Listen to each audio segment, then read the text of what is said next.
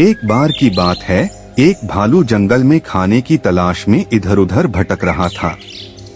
अब आपको तो पता ही है, भालू को जब भूख लगती है तो वह कुछ भी खा जाने को तैयार हो जाता है। घूमते घूमते भालू को एक मधुमक्खी का छत्ता दिखा।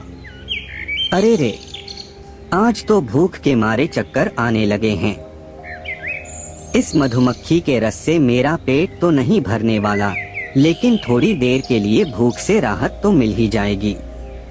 ऐसा सोचकर भालू मधुमक्खी के छत्ते का रस पीने लगा। उधर जंगल का राजा शेर अपनी सेविका लोमड़ी पर बहुत गुस्सा हो रहा था। क्यों रे लोमड़ी, तुझे मेरे हाथों मरना है क्या? कितनी बार कहा है कि सुबह सुबह मुझे शिकार चाहिए होता है। तुझे कोई जानवर खोजकर मुझे बताना चाहिए जिससे मैं उसका शिकार कर सकूं। अब मुझे खुद शिकार ढूंढना पड़ेगा और फिर उसका शिकार करना पड़ेगा। कितना समय बर्बाद होगा। लोमड़ी हाथ जोड़कर बोली, नहीं महाराज, मैंने बहुत कोशिश की लेकिन आज कहीं कोई शिकार नहीं मिला। बस थोड़ा इंतजार कीजिए, मैं अभी गई और अभी आई। शेर ने चेतावनी दी। देख लो, अगर इस बार अच्छा शिकार नहीं लाई तो तेरा शिकार खुद मैं करूँगा। लोमड़ी जल्दी से शिकार की तलाश में निकल पड़ी। इधर भालू भी अब तक भूख से बेहाल हो चुका था।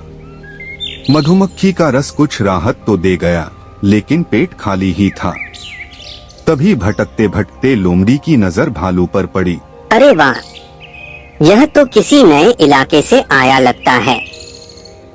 इसे ना तो मुझे पहचानता है और ना ही मेरे महाराज को। क्यों ना इसका शिकार शेर से करवा दूं। लोमड़ी ने सोचा। वो भालू के पास गई और बोली, कहाँ जा रहे हो भालू भैया इतनी जल्दी जल्दी? थोड़ा आराम कर लो। भालू बोला, मैं तो बस यूं ही घूम रहा था। अरे भालू, कुछ तो बताओ। चेहरा बता रहा है कि बहुत परेशानी में हो। थोड़ा झिझकते हुए भालू बोला, सच कहूँ तो लोमड़ी, मुझे बहुत भूख लगी है। सुबह से कुछ खाया नहीं, बस थोड़ा मधुमक्खी का रस पिया था। खाने की तलाश में ही घूम रहा हूँ। अच्छा, तो ये बात है, तुम तो जंगल में नए लग रहे हो। हाँ, मैं नदी के उस पार वाली पहाड़ी से आया हूँ। तो फिर मेरे साथ चलो, मैं तुम्हारे लिए खाने की व्यवस्था करती हूँ। थोड़ी दूर एक फलों का बगीचा है जहाँ बहुत ही स्वादिष्ट फल लगे हैं।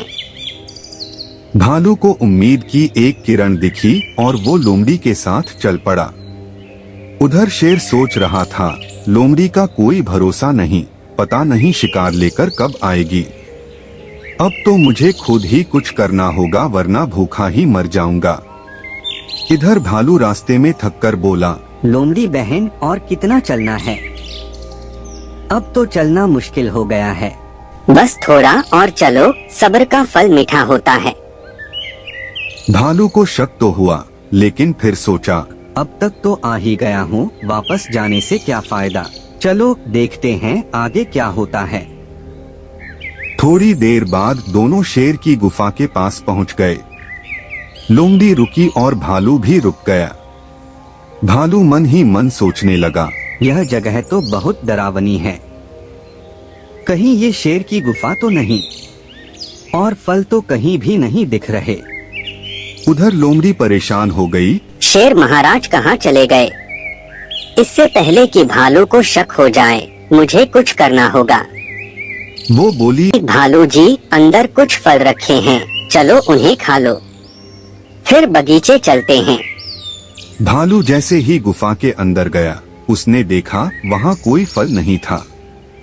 अब तो भालू समझ गया कि यह लोमड़ी का जाल है और यह शेर की गुफा है। उधर लोमड़ी नाटक करने लगी, अरे, मेरे फल कौन खा गया? कितने मीठे फल थे।